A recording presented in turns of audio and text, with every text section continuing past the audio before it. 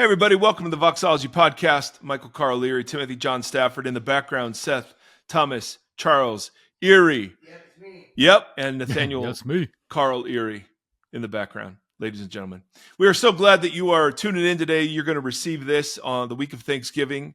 And so we thought we'd do a little shorter of an episode. Not many of you are going to be working as much or probably exercising. Timothy, how are you? Good evening. How are you? Good afternoon. Give me, just in honor of Thanksgiving, give me a peek and a pit of your week so far. Okay, so we're recording this on Friday. Peek and a pit. Peak. Well, I'll start the pit. My kids, they gave them minimum days all this week, so which always astounds me. They gave them Monday off and then minimum days. And it's like they're just kind of like, parents, figure it out. Yeah. Which is luckily I have somewhat flexible jobs and a village of people who help with pickup and whatnot. But so that complicates things. But but you've done it. We're here. It's Friday. Yeah, and it is fully fall. It is like the trees here are out of control. They're like the brightest colors possible. It's been raining for like 3 days. It's cold. There's a rainbow that I texted you this morning that was like just absolutely stunning. Like one of the most colorful rainbows I've ever seen in person.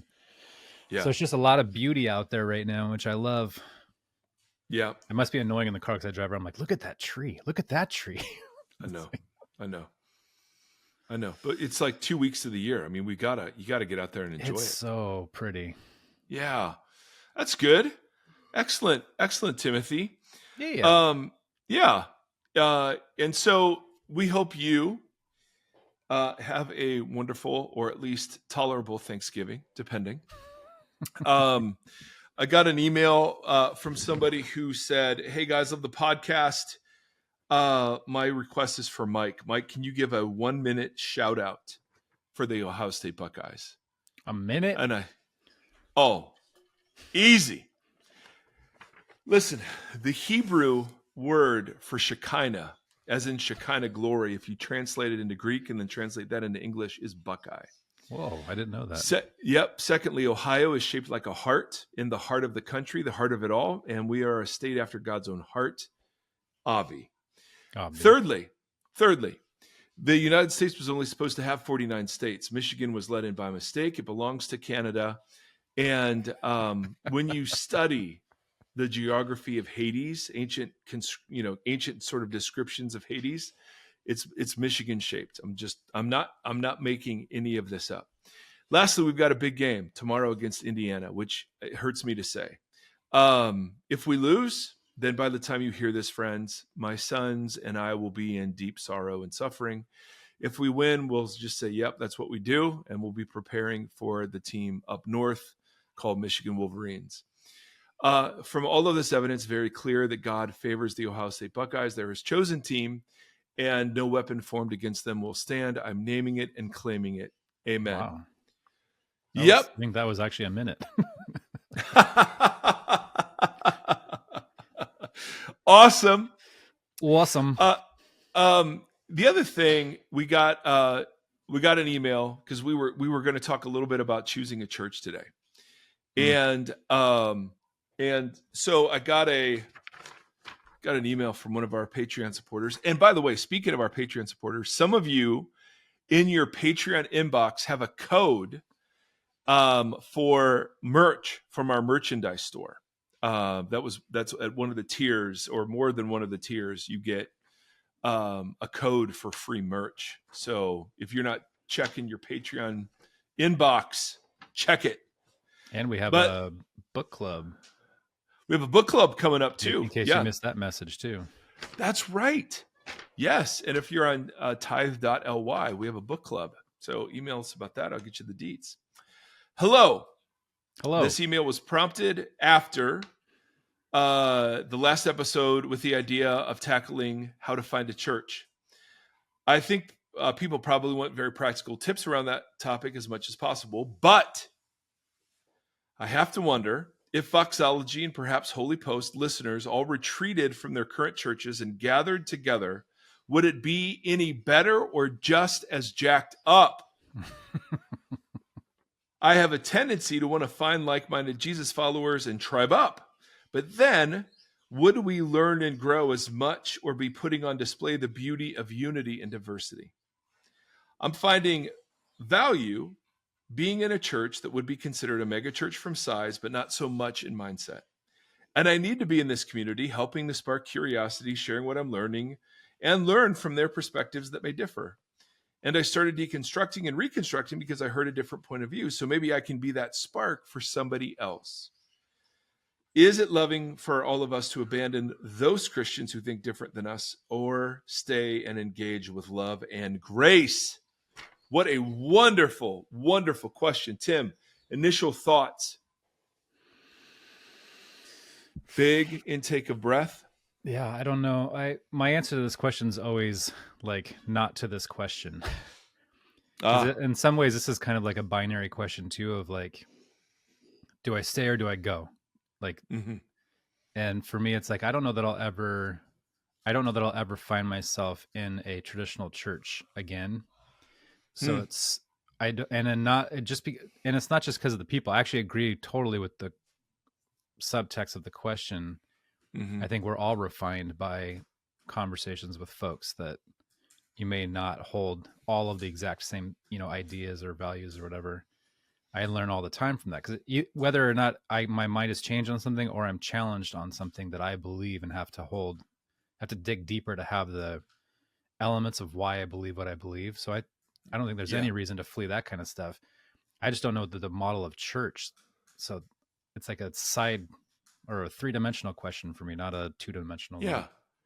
All right, let's dip into that for a second. So when you say organized church, what do you mean? Just the traditional, like, walk in. I was thinking about this morning watching a TV show where this gangster was hiding in the basement of a church, and it was like this big, beautiful old, like, kind of Catholic church. Yeah. And I was just like, man, it's just the institutions that we built out of what Jesus did is just fascinating to me. Like, it's just so weird. Like, we built these big castles to do these performances in, and I just don't know that that model needs to be the only model. I guess it's fine if that works for you and works for large groups of people. I just have a hard time walking into a church building and feeling comfortable anymore. So what does that look like? I think it's like walking into a Target and you know that everything is going to be laid out the exact same way, or an In-N-Out. And I love In-N-Out, but there's just like, it just kind of feels inauthentic that everything follows the exact same model with the exact same songs and the format. And I don't know. I want some blood. I want something that I feel like I am living life with people, not just following a script.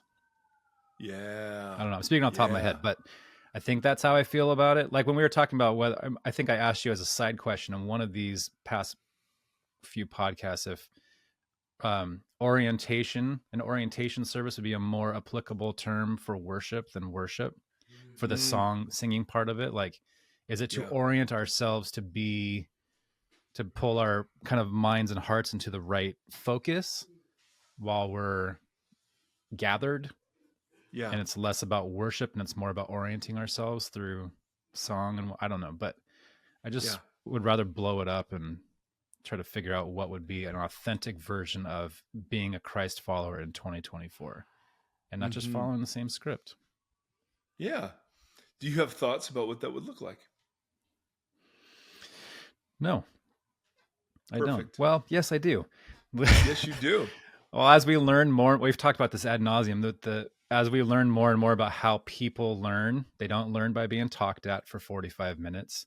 They learn in conversation. And even if it's a provocative conversation where somebody is bringing elements to kind of stir things in people.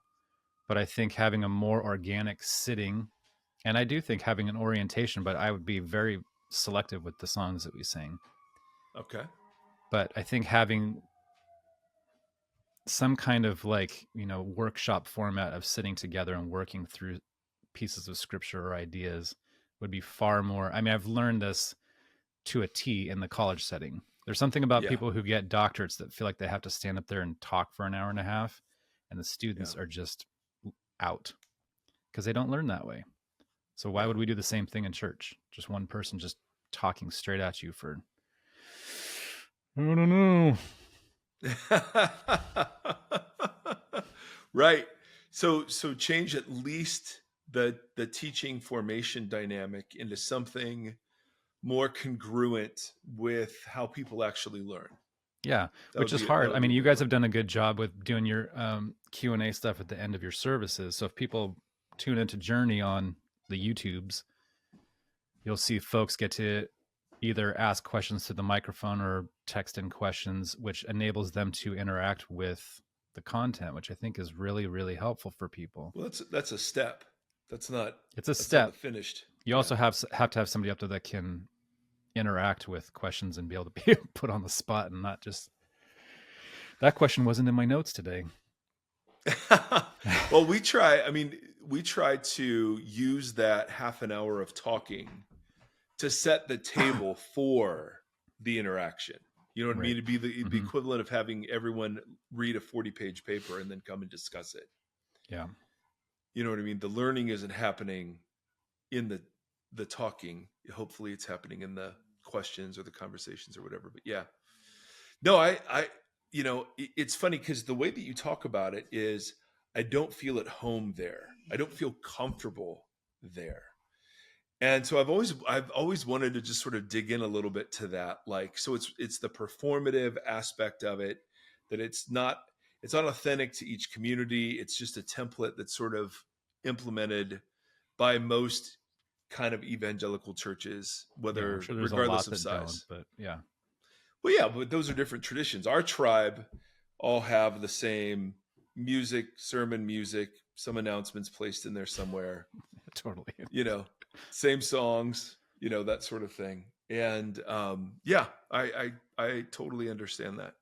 And part of it's funny because I do the announcements, I set up the Lord's table, and I preach a message or a sermon or whatever it is. And the challenge is making that fresh for me every week. Right. You know what I mean? And so hopefully that helps engage. But yeah, it seems like the best learning environments would be 15 to 20 people who in a sense do life in proximity to one another, who there is some sort of leadership. And I don't mean authoritative leadership. I just mean somebody who's giving direction to the thing, where you study something and then workshop it. So it's like, okay, we're gonna study the text about loving our enemies, and then this week we're actually going to practice, and then we're going to report back, and that's how you'd kind of learn. And the music orients. I like that. That's instead of worship necessarily, that's an orienting sort of posture. Right. Oh, that's interesting. Yeah.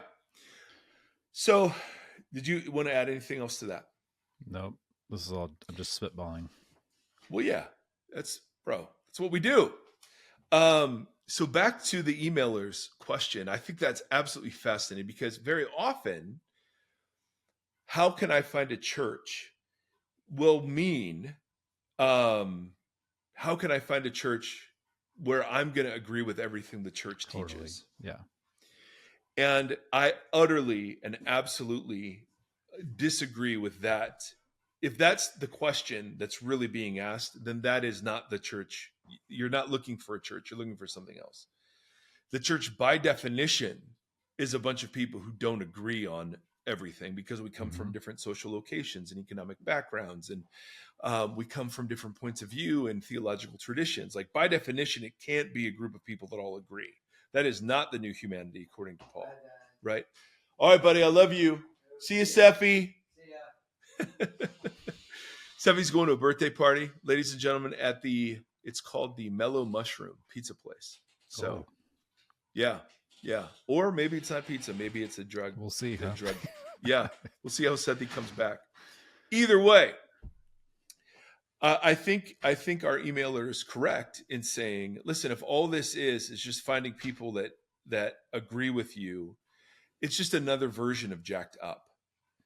Yeah. The healthiest community, what Paul describes as the new humanity in Ephesians 2, are two groups of ethnically different people who come together because their separate identities have been subsumed under their common identity as the new people of God. Mm-hmm. And that assumes, and even all the one another's throughout the New Testament, they all assume the continued disagreement and sinfulness of the faith community. Yeah. Right? You don't command people to forgive each other and bear with one another and be patient with one another and love one another and show hospitality to one another unless you had to work to do that. So yeah. It just sort of assumes. So our emailer is correct. So the issue in choosing a church can't be, I want a church that I agree 100% with.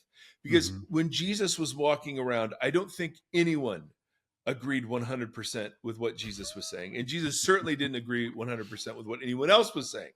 Right? Jesus is a disruptor. He's a challenger. So if nothing ever gets called into question by your church and by the text, that's not the church for you. Right? And so often what the tensions that need to be in the community can be found in a church that believes differently. But often the tensions that really are needed for the new humanity to be put on display can be found simply by being in proximity to people who don't agree. And not pretending that we do agree, but actually engaging with the fact that we don't. Yeah. So I couldn't agree more. The goal can't be to just withdraw into, hey, what are churches that are like Vox? Well, churches like Vox are churches where people disagree. And that's the hardest thing. Like, Tim, I really want to wrestle through this a little bit because I have the joyous and incredible privilege of sitting in a faith community. We talked about this before, of people who voted very differently from each other. Mm-hmm. Some are energized and happy. We've got our country back.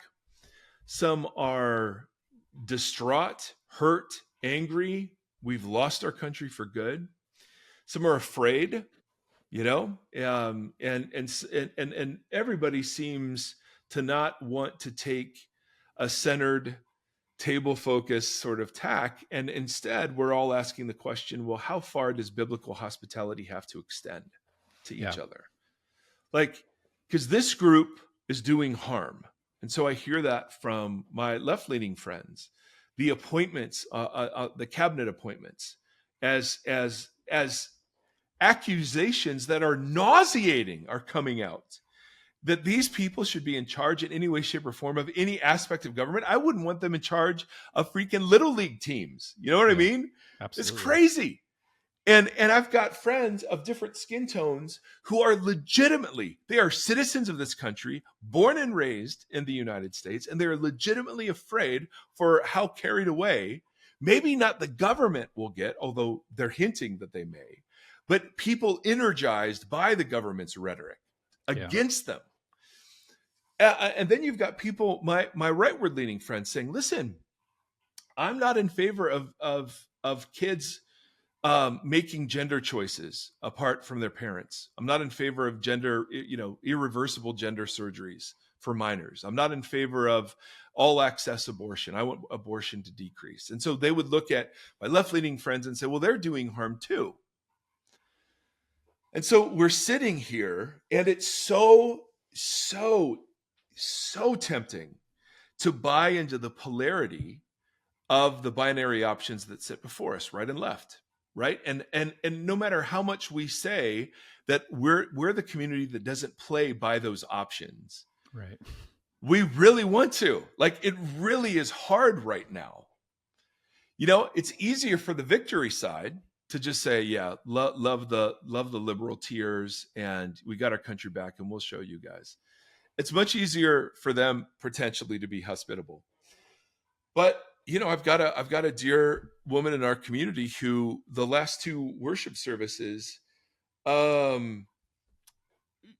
just pulled me aside and said, listen, how are we going to deal with this? How are we going to speak out against some of what's happening? And how are we going to... And so the question of how do you be center set, table focused is like really, really relevant. So two things I want to wrestle with today. The first one, and again, this will be a shorter episode. It's Thanksgiving. You guys are amazing, and we're thankful for you. Tim's thankful for beautiful weather and trees. I'm thankful for Christmas and Christmas music. So I texted Tim. I was listening to Christmas music, and Tim didn't really reply. So see if Mike and I can coexist. See the new humanity right here, ladies and gentlemen. On display. So let's talk about what you look for in a church.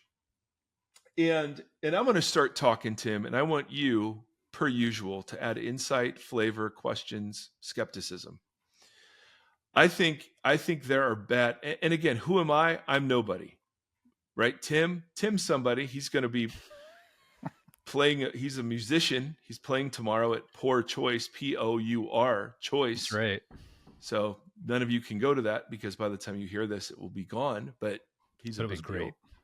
Yeah, I'm, according to my wife, a big dill, as in pickle. So, oh man, we had some fried pickles last night, and they were delicious. Yeah. Oh, come on now. So let's talk about bad reasons, bad questions to ask when you're looking for a new church. Do I like the teaching? We have access to the best teaching of the Bible in the history of the world.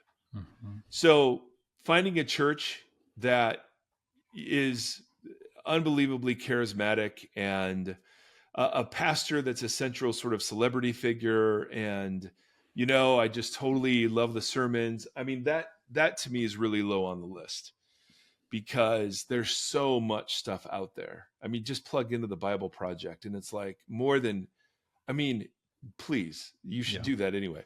The end. See you later, guys. Yeah. Like we said before, does the church agree with me? Or does the church sort of validate what I'm already thinking? And there should be a yes and a no to this, right? There should be a yes in that we're talking about where the text is leading the way, and they take Jesus following seriously. All of that, absolutely. But if the question is, am I challenged or uncomfortable? Is that okay? The majority of the time it will be, right? Because you can't preach the Bible without getting into parts of it that challenge us, whether it's about money or violence or sexuality or whatever. Most of the text. Totally. And if all it is reinforcing current beliefs and behavior, then I'd say, man, that's not a church you want to go to. You want a church that challenges you, but does so with a particular posture, right? Because a church can be authoritarian, or it can be really a mutual participation. And those seem to be the only two options these days. You can have a central authority figure defining who's in and who's out. That's sort of the boundary focused. Or you could have a community that's real clear on what the center of their community is, and they're constantly clarifying that and inviting people to participate. We don't control anybody. We don't, that center set convo we did is super important for times like these. But for me, and we've talked about this before, there are very practical things like, how do they handle power? How is power shared? Who is sitting at the table, and are they different from each other? How is money handled? And is there transparency about it? What are the protections against abuse? How have they handled church discipline in the past? Have they hidden stuff? Have they excused stuff? Have they covered over stuff? Or have they been really honest when the stuff isn't always pretty? But for me, the most important aspect of the church is whether or not it participates in the liturgy of politics, partisan politics, or it participates in the liturgy of the Lord's Supper. And we've referenced this before, so I'll just go really quickly. But if your church is using the language of culture war, and it's keeping you afraid of others, fomenting fear, if it's fostering grievance, even against other Christians, those other Christians down the road, they're not as serious as us. If they have a zero-sum view of cultural privilege, hey, if those non-Christians get more permission. That means less permission for us. And so we've got to fight. If you hear othering, and that's the LGBTQ community, they're the issue, or the non-King James only crowd, they're the issue, or the people that don't baptize the way we baptize, they're the issue, or those progressive or those liberals or those conservatives. If that's the meat and potatoes of the community, then flee. Right? None of that is of Jesus. None of that. Demonizing. If your church supports the demonizing of those who are socially vulnerable, not of Jesus. If your church participates in just a self-reinforcing ecosystem of already belief, like the pastors have never changed their mind, they've never doubted, they've never had questions, and you're not allowed to doubt or have questions, flee. Is there unforgiveness and retaliation if you don't fit in? I mean, there you go. And that is so different from the liturgy of the Lord's Supper, which is rooted in hospitality. Hospitality is love of stranger. By definition, I don't know them, they're different from me, and they're welcomed anyway. Mm-hmm. Liturgy of the Lord's Supper is mutuality. We're co-students. I view myself as a co-learner with my community. Is it on acceptance and belonging? Jesus allowed people into his community before they fully had, reoriented their lives around him. Are the power dynamics siblingship oriented? In other words, I do think there are hierarchies of responsibility in a family, but I don't know that I buy that there are hierarchies of authority in the family. In other words, that the father has the most important voice, or that the parents have the most important or only voice. I think there's a mutuality and an equality that's meant to be, because really there's only one host of the table, and that is Jesus, and he's the only one that deserves to be there. The rest of us are, gift recipients. And so who are we to push against the others who might be participating? Is there a sense of equality, particularly between men and women? Are women elevated? Are they demonized? Are they temptresses? How are they spoken of? What stories are told about them? Do they have seats of power at the table? Does the church leadership walk in humility or dependence and weakness? Do you know their struggles? Are doubts and struggles welcomed at the highest levels, or is that just something weaker believers deal with? Do the church leaders, are they more interested in having a church as an extension of their platform rather than serving and honoring the community that's gathered? Is the church a listening community, willing to hear other perspectives? Do they actually serve and care? Do they practice reconciliation? And is there a sense of participation in the ongoing work of justice in the world? And so for me, that the Lord's Supper encapsulates all of those relational practices. That those who come in as socially superior are leveled by the gospel, and those who come in as socially inferior are raised up by the gospel, so that we all participate as siblings. That's the new humanity. And that takes awareness of our social location. That takes hard conversations and listening, right? That's what we're talking about. If there's this big split between those people who are on staff, who are clergy, and those who are not, no, that's not how this goes. So if there is a church that is rooted in hospitality, mutuality, siblingship, right, equality, humility, then I'm glad to sit in among people who disagree with me. Mm-hmm. Right? That's where I think disagreement has to happen and can flourish into healthy community. So let me ask you so you've said multiple times in the past this idea that as Christians, we have more in common with each other than we do with people on the left or the right that we affiliate with politically. Right. Yep. How do you guys at your church try to, because that the underlying idea there is that we could be polar opposites in some of our societal views or whatever, or governance views, or however you want to frame that. And we can agree to disagree with each other. Yeah. So there is an amount of hospitality kind of in there, or just like, I'm not sure what the word is, but, and so obviously at this current time period, that is not the posture that most of us are holding. There's a lot of animosity between folks right now. Yeah. Some for real reasons, some for embedded reasons, some for like, fear driven dialogue reasons.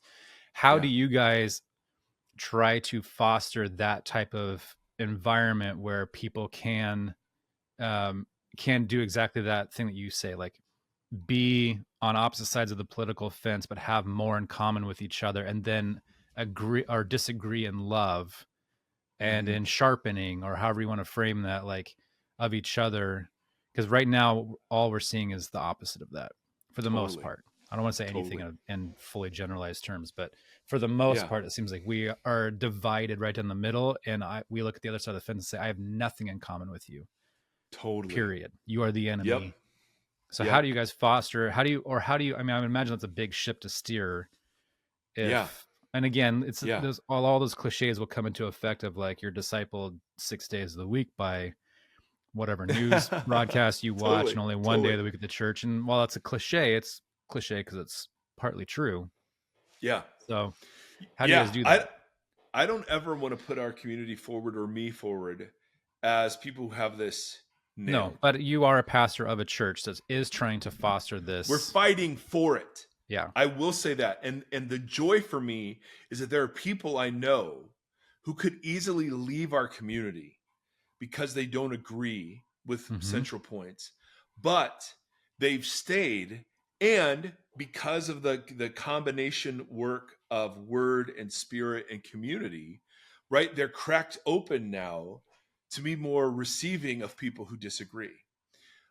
So there are lots of ways we try to foster this. One, of course, is we celebrate the Lord's Supper every single week. And part of our ramp up into the Lord's Supper is emphasizing our differences.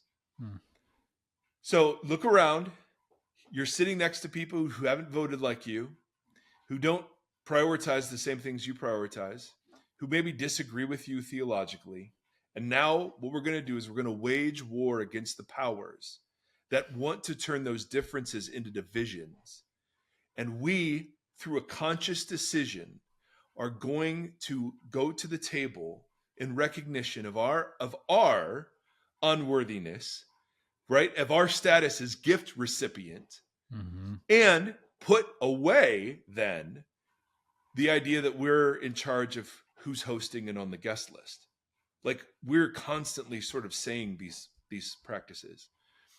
The other thing is, and we've talked about this before, is our central communal practice. We don't have Bible studies. We don't do like church programs, but we do something once a month called the table, which is just practicing God's hospitality of us around communion within the community towards one another. So we say you're going to be around a table with people you don't know and who don't think like you, and so we're just going to practice listening, hospitality, being curious, right? And the humility that all those things require. Another thing that we do is I very often say, you don't have to agree with what I'm saying. My job is I get to be the lead question asker. So I'm asking questions of the text and wondering if they go in certain directions. But the goal isn't for you to agree with me. The goal is for you to wrestle with it yourself in your community. And we say this so often. And then we embody that posture through questions. There's only been one question that really stoked a negative reaction from me in the community. The rest have been for almost going on 4 years now, maybe 3 years, because we didn't start this right away, and it was an accident.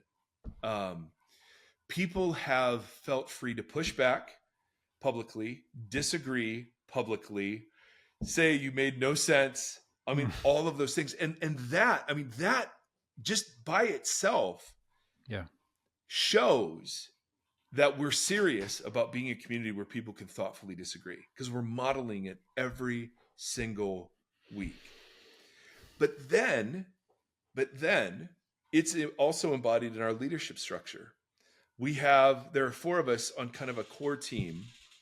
One who's technically the senior pastor, who is one of the most humble people you'd ever know, who doesn't need to be up front and showing off, his senior pastor cred. Susie, our executive pastor, who holds so much together and is an elder in our community. And another friend named Tim, who is just one of the most pastoral, gifted kind of musician types. I don't know anyone else like that named Tim. It's funny, I have 2 of them in my life and I adore them. And so power, like that whole thing is collaborative, it's mutual, it's siblingship. It's like, and then we do a podcast once a week that's just nonsense. People text in questions, we disagree with each other, we disagree with the questioners disagree with us. And the reason, and it's not well produced. I mean, the production values are great, but it's not like no one spends time preparing for this thing. Right.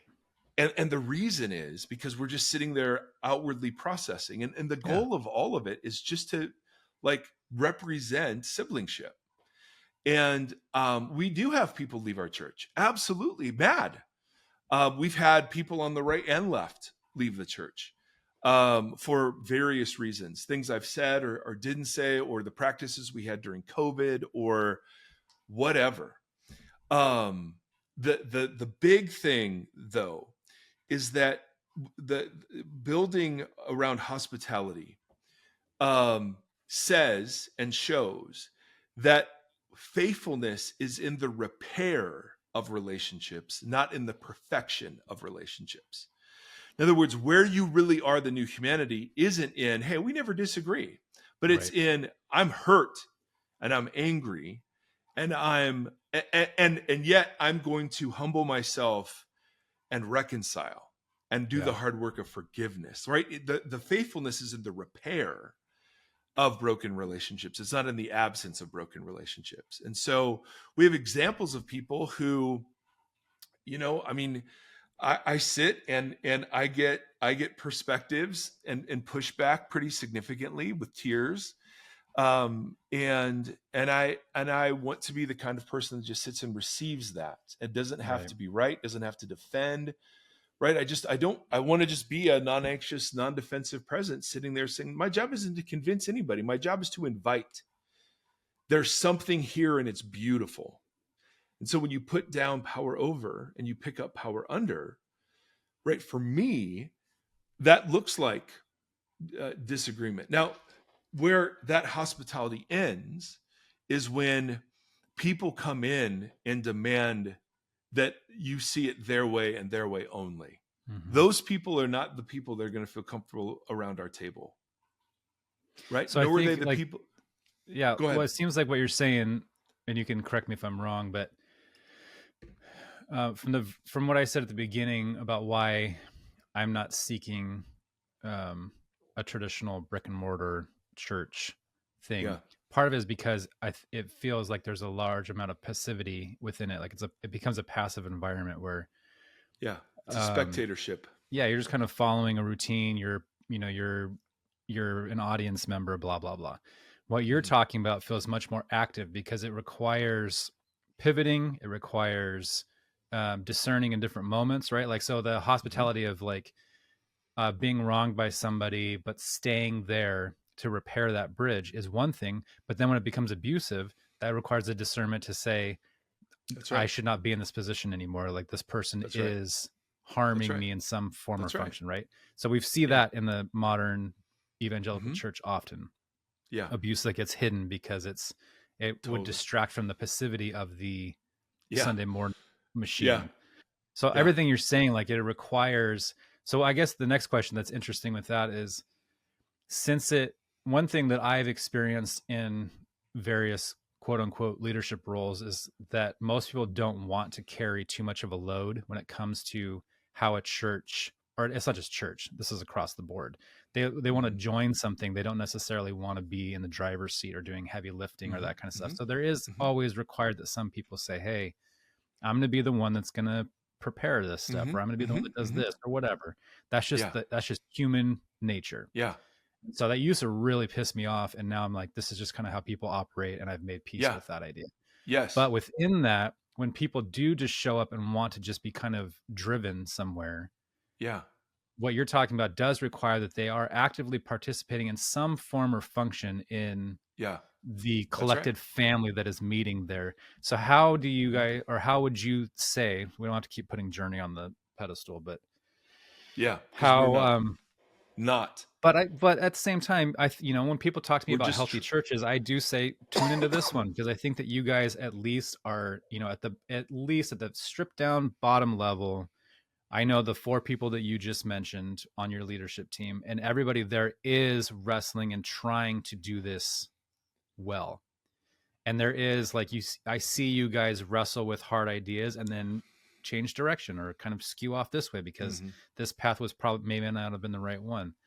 But how do you think people can encourage an active body so that those kind of things that you're talking about can be exhibited, can be participated in, and not just like told, this is how you're going to do this is how you're going to do this, and right? Because I think that's what we see the most, is that people want that, and so people that want to be in leadership positions will like, okay, I'll show you how to do it.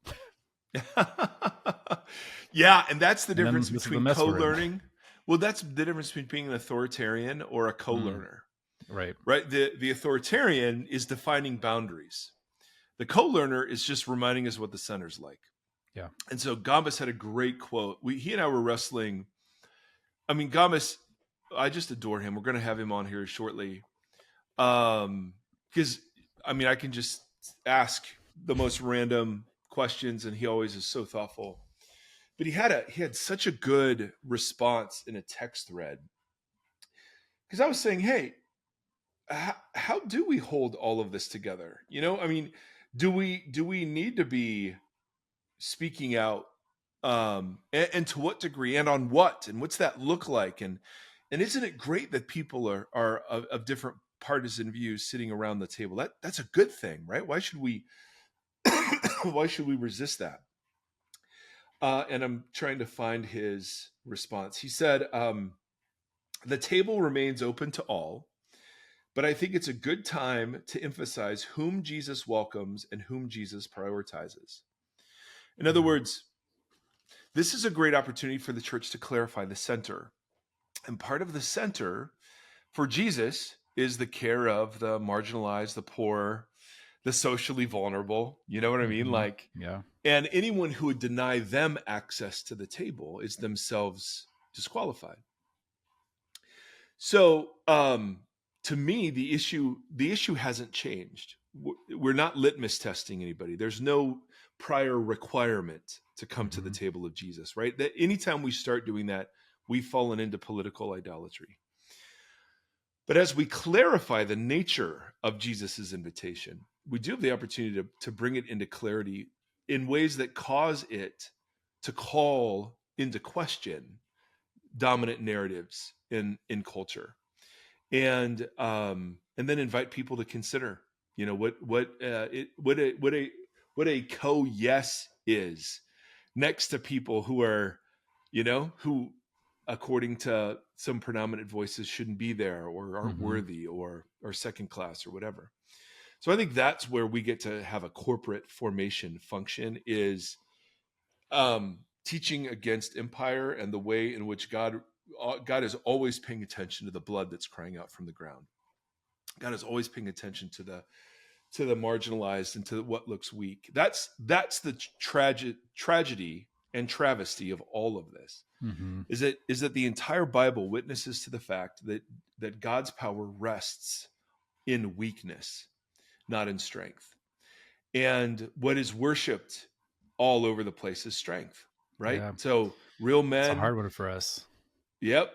And so what are churches that are blessed by God? Well, they're large, they're prosperous, their preachers are fit and good looking and articulate, who have beautiful spouses and picture perfect families. I mean, we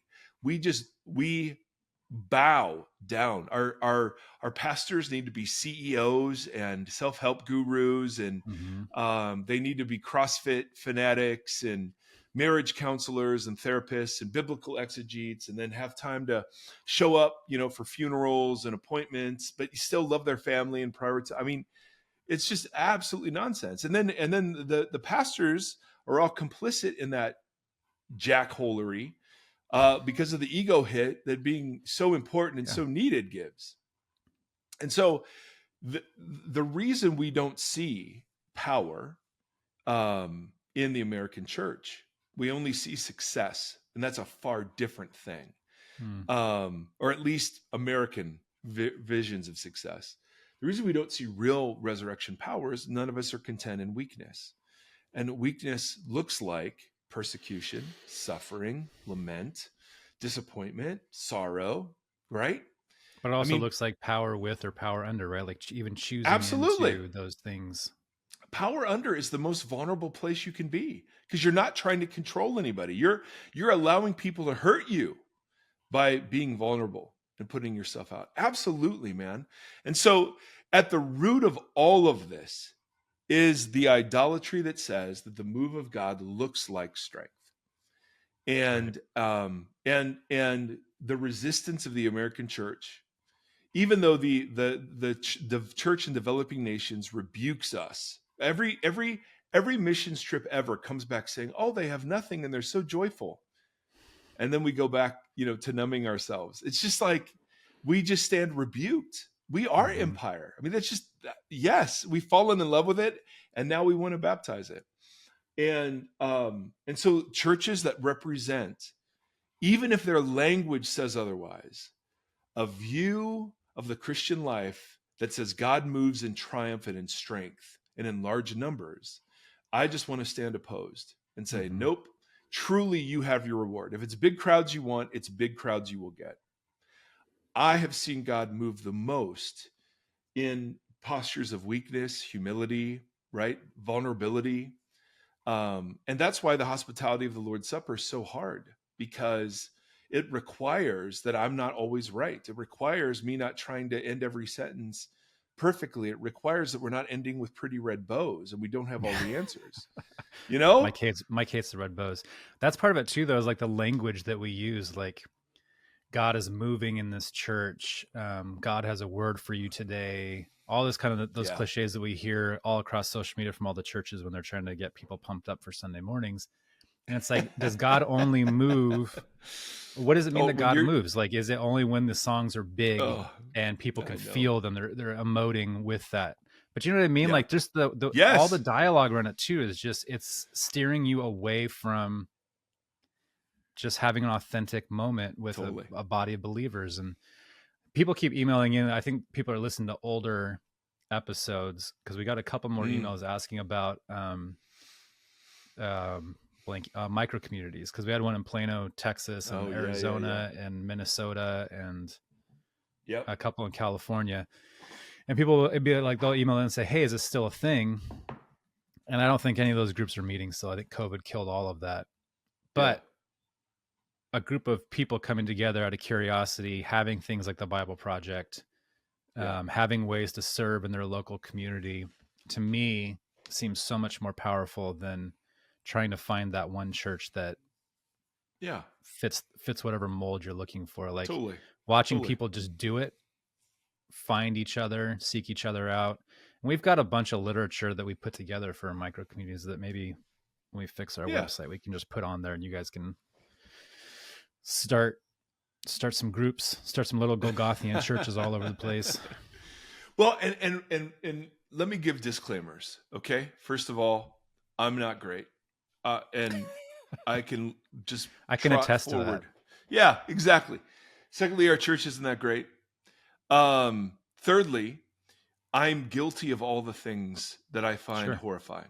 But that's a really big, like, the reason I find them horrifying is I was a participant in them. And part of why I'm invigorated by being in the church world now is it's the opportunity to do it differently.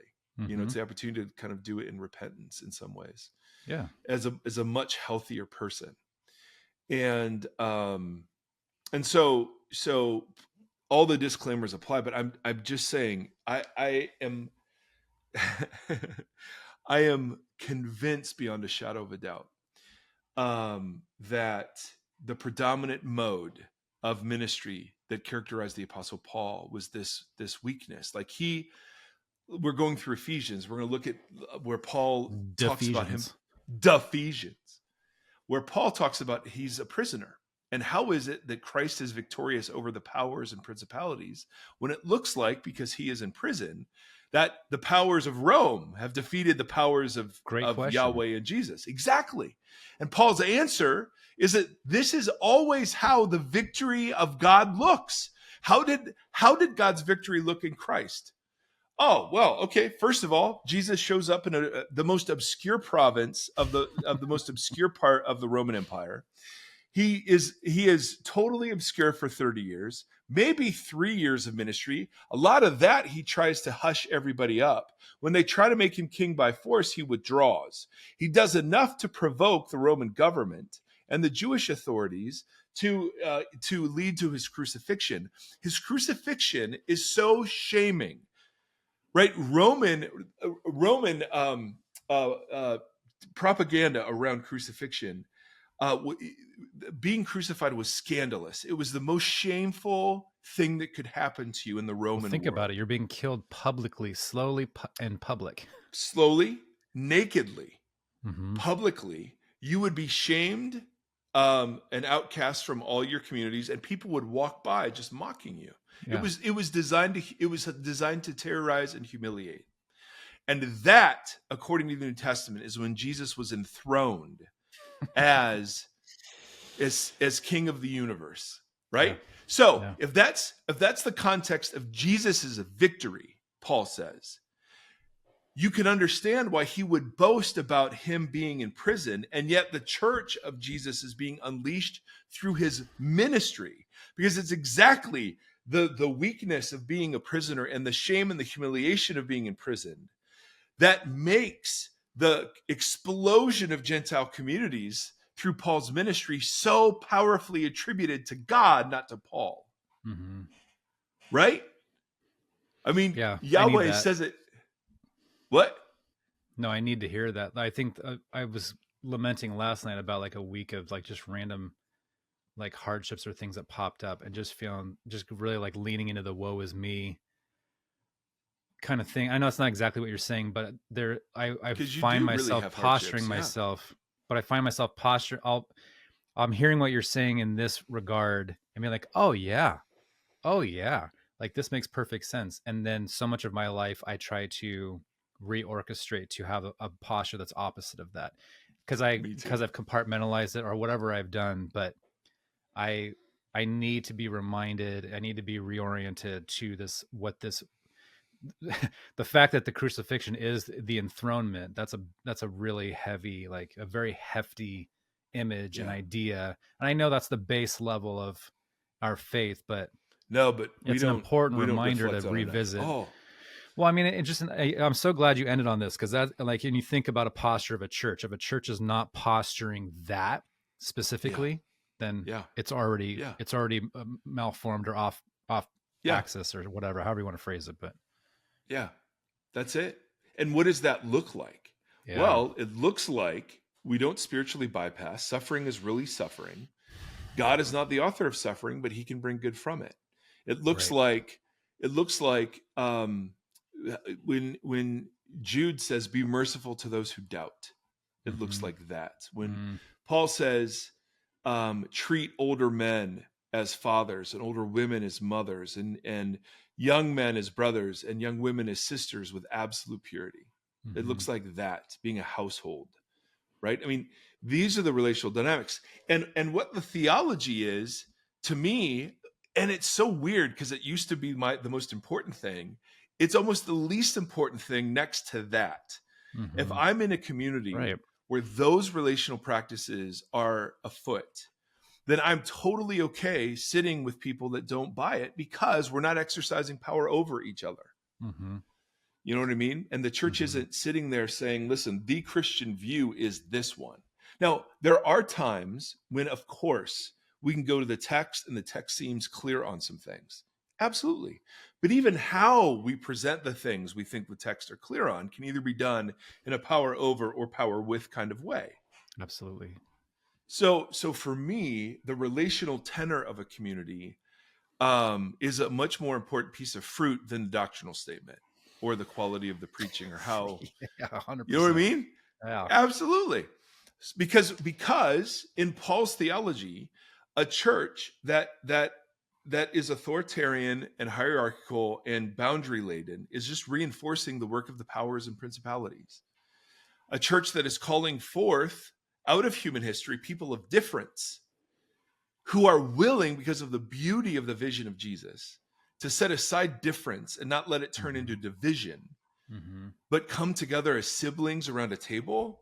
Like, that's revolution. That's new creation. That, Paul says in Ephesians, is a monument to Jesus's defeat of the powers. And hopefully that's Thanksgiving. Well, it could be. Of course, there are times when we have to disassociate. Of course, there are times when we have to back away and put in boundaries. No doubt.